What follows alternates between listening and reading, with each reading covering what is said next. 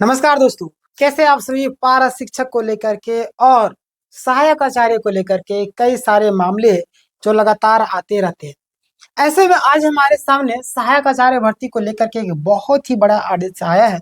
और ये जो आदेश है सभी छात्र ध्यान से देखेंगे, चाहे आपका ज्वाइनिंग हो या ना हो, चाहे पारा हो या ना हो, सभी लोगों के लिए इंपॉर्टेंट है। देखिएगा, पूरा डिटेल में लाया हूँ। सबसे पहले आप देखेंगे तो यहाँ पे कुछ चीजें मैंने यहाँ पे लिख के रखा है, आप ध्यान दीजिएगा।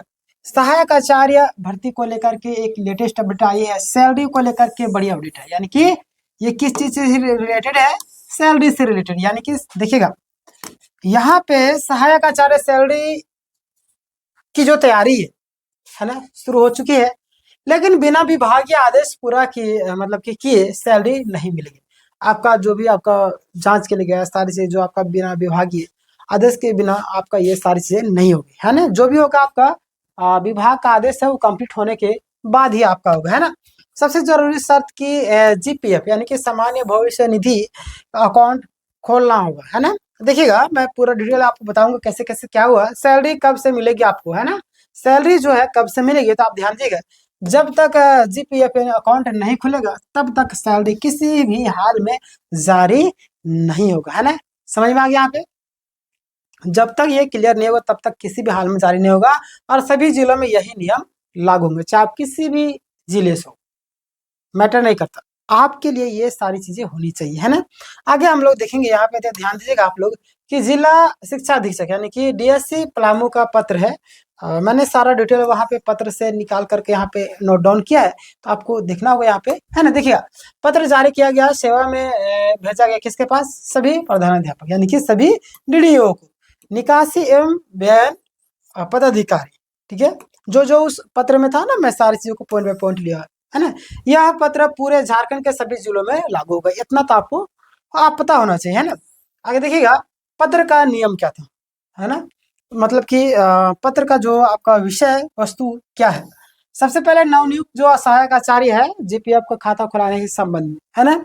यहाँ पे ध्यान दीजिएगा कि जीएससी विज्ञापन संख्या 13/2023 के तहत इंटरमीडिएट एवं स्नातक प्रशिक्षित सहायक आचार्य की नियुक्ति हो चुकी है ना। ये तो आप सभी जान रहे हैं। वेतन भुगतान के लिए जीपीएफ खाता अनिवार्य है। आखिर जीपीएफ खाता खुलाना क्यों जरूरी? कई सारे छात्र के मन में लगातार, कई सारे टीचरों के मन में लगातार प्रश्न बन रहे, आखिर जीपीएफ अकाउंट खुलाना इतना आवश्यक क्यों हो गया? क्या रीजन है जो ये करना पड़ रहा है?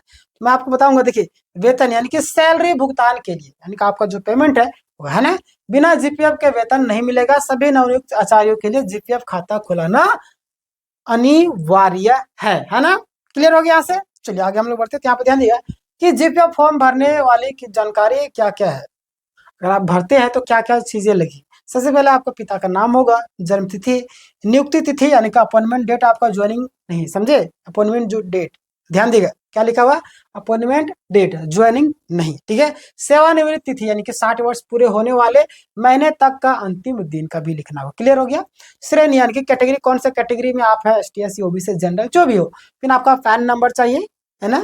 फिर आधार नंबर अनिवार्य है, आधार से आपकी पहचान होती है।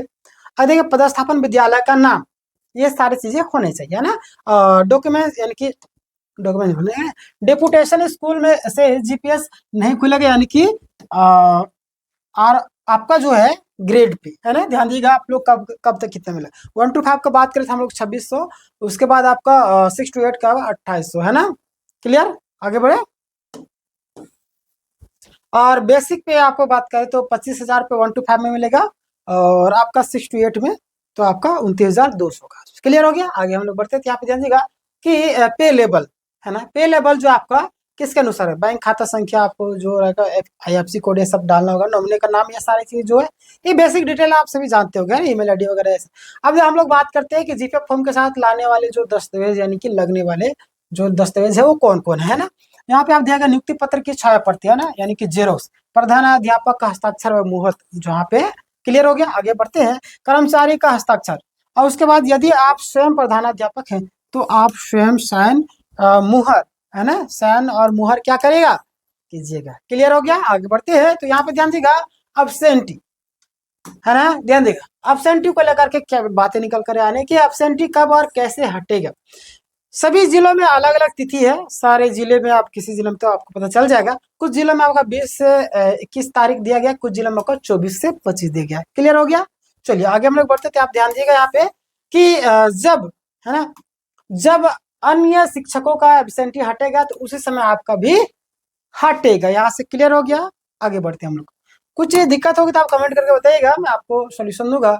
अटेंडेंस कैसे जाएगी? यदि आप ईवी यानी कि आईडी यानी रजिस्ट्रेशन हो चुका है तो बायोमेट्रिक अटेंडेंस होगा, अन्यथा आपका मैनुअल अटेंडेंस होगा। क्लियर हो गया। देखिएगा आप यहाँ पे, लेकिन जल्द से जल्द आपको ईवी आईडी आपको रजिस्ट्रेशन जरूरी है।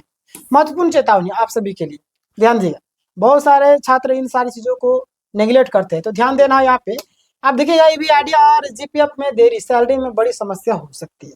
देखिए जाहिर सी बात है, अगर कोई चीज प्रोसेस होता है तो कहीं ना कहीं उन सारे प्रोसेस को हमें फॉलो करना होगा, फुलफिल करना होगा। अगर आप उसमें दिक्कत होगी तो जाहिर सी बात है आपको प्रॉब्लम होगी, परेशानी होगी, है ना। अरे इसीलिए तुरंत जीपीएफ खाता खुलवाए यानी कि ईवी आईडी रजिस्ट्रेशन वगैरह करवा लीजिएगा। क्लियर। आगे हम लोग बढ़ते हैं। तो छुट्टी लेने को लेकर के जानकारी निकल करके आ रही है कि कई, मतलब कि छुट्टी जो है, छुट्टी से संबंधित बहुत सारे लोग जानकारी नहीं जानते, तो मैं बता देता हूँ। कई जिलों में आपको 25 तारीख से और 4 से 5 तारीख तक। क्लियर हो गया। और ठंड को देखते हुए छुट्टियां भी संभावित है। देखिएगा बहुत ही ज्यादा ठंड लग रहा है, आप सभी जानते होंगे। शिक्षकों के लिए अपील क्या है कि बच्चों के हित में कार्य कीजिएगा आप लोग, तो अच्छा रहेगा। क्योंकि देखिए कोई भी शिक्षक हो ना, अपने बच्चों को प्राइवेट स्कूल में पढ़ाने से, क्यों? क्योंकि वो सरकारी स्कूल में वो एजुकेशन व्यवस्था है ही नहीं। आखिर क्यों नहीं? आप तो सहायक, मतलब आप तो सरकारी शिक्षक बन करके जा रहे हैं, इसका मतलब आपके अंदर कमी है। आप अच्छी तरीके से बच्चों को नहीं पढ़ा पा रहे, आप सर्टिफाई नहीं कर पा रहे, यानी कि आप गलत तरीके से पढ़ा रहे हैं। आपके अंदर वो कैपेबिलिटी नहीं है, इस चीज को स्वीकार कीजिए, है ना। अगर बच्चे को समझ में नहीं आ रहा है, बच्चे सरकारी स्कूल में एजुकेशन अच्छी नहीं है, तो आप शिक्षक होते हुए आप सुधार नहीं कर पा रहे, इसका मतलब कि आप कहीं ना कहीं उस योग्य नहीं है। आप अपने बच्चों को जहाँ पे पढ़ रहे हैं, पढ़ा रहे हैं सरकारी स्कूल में, क्या आप पढ़ाना चाहेंगे? नहीं चाहेंगे, है ना। बोलते हैं कि सरकारी चाहिए, मतलब कि नौकरी चाहिए सरकारी, एजुकेशन चाहिए प्राइवेट। ऐसा क्यों? आपको तो पढ़ाने की जिम्मेवारी दिया गया, आप ही लोगों ने एजुकेशन व्यवस्था को बर्बाद करके रखा है। इस चीज को स्वीकार कीजिए और अच्छे से काम कीजिए, है ना। स्वार्थी नहीं बनना। बड़े बड़े प्राइवेट स्कूल क्यों फी लेते हैं? क्योंकि वहां पे जो टीचरों के पेमेंट वो तो कम होती है, लेकिन जितना मेहनत करते हैं लोग बच्चों को पढ़ाने में, उतना प्राइवेट सरकारी वाले नहीं करते। सरकारी से पैसा तो मिल रहा है, कुर्सी टेबल में जाकर के बैठ जाते, सो जाते, अरे बच्चों बनाओ इसको, बैठ जाना। ऐसे नहीं होता है। आपको देश के भविष्य को संवारने के लिए आपको पेमेंट दिया जा रहा है, कहीं ना कहीं आपको इस चीज में खरा उतारना। बहुत सारे लोग को वीडियो, हमारी बातों को लेकर के बहुत सारी वीडियो भी बुरी लग जाती है, हमारी बातें बुरी लगती है, बट ये रियलिटी है ना। आपको चाहिए सरकारी नौकरी, बट एजुकेशन चाहिए प्राइवेट। ऐसा क्यों? क्योंकि आप सुधारना नहीं चाहते सरकारी व्यवस्था को, है ना। इसीलिए देखिए सरकारी धीरे धीरे नौकरी खत्म होती है, सारे लोग प्राइवेट में की ओर जाएंगे तो सरकारी नौकरी रहेगा कहाँ? इसका जिम्मेदार आप भी है ना। इस चीज को स्वीकार कीजिए। बाकी बात मैंने जो बोला उस चीज को समझना है, एजुकेशन व्यवस्था को सुधारना है ना। देखिए स्वेटर पजामा पहनने पर ध्यान दिए, स्वास्थ्य सुरक्षा प्राथमिकता में रखे, है ना। चलिए सारी चीजें निकल करके सामने आ रही थी, और बाकी बात आपके मन में कुछ सवाल होगा तो आप कमेंट करके जरूर बताइएगा। और आप सभी के लिए एक जरूरी संदेश कि जो भी नए कैंडिडेट होंगे आप सब्सक्राइब कर लीजिएगा, लाइक कर लीजिए, क्योंकि अभी बहुत सारे अपडेट है जो को आपको जानना अति आवश्यक है। मैं पल पल का अपडेट देते रहता हूँ ताकि आपको दिक्कत ना हो ना। सफल इंसान वही जो दूसरों की गलतियों से सीखे। अगर कोई व्यक्ति खुद एक्सपेरिमेंट करके सीखने लगे तो जिंदगी उसे दोबारा मौका नहीं देती है। इस चीज को आप भी जानते होंगे। क्लियर। लाइक कर दीजिए वीडियो को, शेयर कर दीजिए ग्रुप में। तब तक के लिए मिलेंगे नेक्स्ट वीडियो में। धन्यवाद।